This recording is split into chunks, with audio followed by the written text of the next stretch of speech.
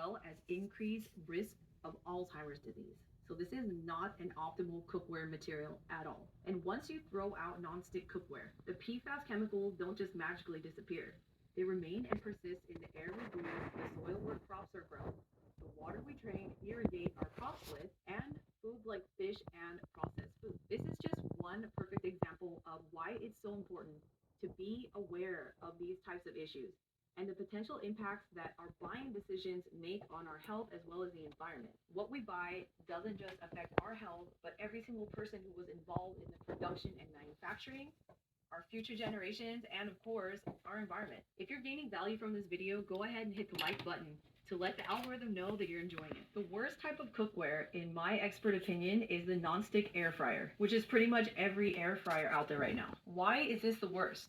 Well, let's take a step back and think about how this device works. It's basically a convection oven that has a heating element and a fan to blow hot air around the food, heating it evenly and creating a crispy texture without the heavy use of oil, which sounds like a dream, right? However, most of these things are housed in plastic. And if you've ever bought one and plugged it in for the first time and smelled an awful plastic chemical smell, you will know exactly what I'm referring to. I've even heard of people having to off-gas their air fryers outside or in the garage for several days before they could even stand to bring it into their homes. If this is not a red flag, I don't know what is. When you heat plastic, non-stick coating materials, and blow the fumes around, you're asking for a disaster. Since these nonstick chemicals aren't just migrating or leaching directly into your food, but you're also inhaling them. As if things couldn't get worse, we're now seeing disposable paper liners for air fryers. Of course, they make cleanup easier, but just stop for a second and remember that these paper liners are food contact materials. And we discussed earlier that food contact materials can be coated in PFAS chemicals too.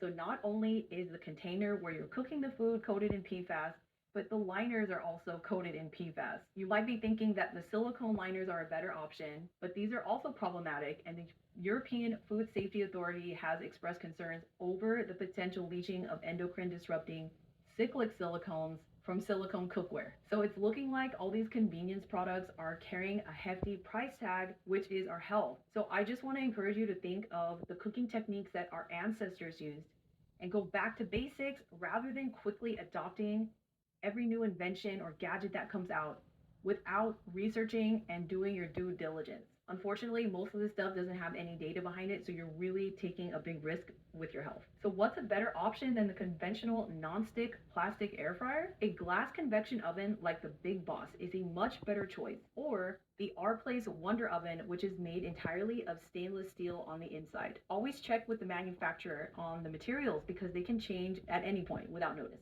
In terms of the best cookware, here's my ranking based on the materials, the ease of use, and the cost. Number 3 is stainless steel. The pros are that it's lightweight, easy to use, easy to source, affordable, and durable. The cons are the potential for leaching of nickel and chromium in acidic foods at high temperatures, which can be problematic for those who already have nickel allergies or eczema, since nickel can exacerbate these issues. A workaround would be to source stainless steel that does not contain nickel, and to also avoid cooking acidic foods for long periods at high temperatures. Just keep in mind that just because you're not sensitive to nickel right now, it's not a guarantee that you won't become sensitized later, since allergic reactions and sensitization from nickel can take time to form, which comes with repeated exposures.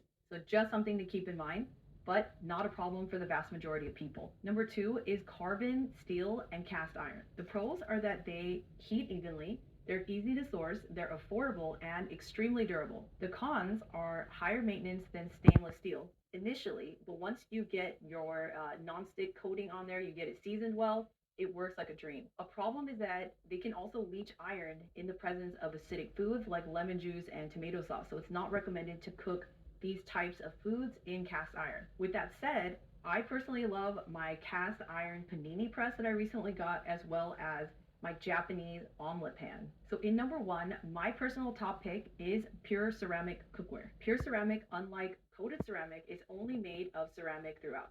Coated ceramic is usually aluminum, which, as I mentioned, has neurotoxicity as well as Alzheimer's concerns. The downside of these pans is that the coating can also become easily scratched and wear off, exposing the base metal underneath, which is aluminum. So they have similar issues with nonstick cookware, except the ceramic coatings are supposedly safer because they don't contain PFAS. That brings up another issue since ceramic coated cookware companies are not transparent and don't disclose the exact materials that are used in their ceramic coating. So with that said, we need to treat any unknowns as red flags until we have more information, since we have no idea what could be leaching from these ceramic coatings into our food. That's why I personally use pure ceramic cookware by Extrema, which has been third party accredited lab tested for lead and cadmium leaching in the presence of acid. That is the only type of testing that is valid when it comes to cookware. Consumer testing, unfortunately, is inadequate to determine true risk or hazard due to lead or cadmium leaching in cookware, because those tests are qualitative at best, and we need qualitative, well controlled experiments following set guidelines to make educated and informed decisions.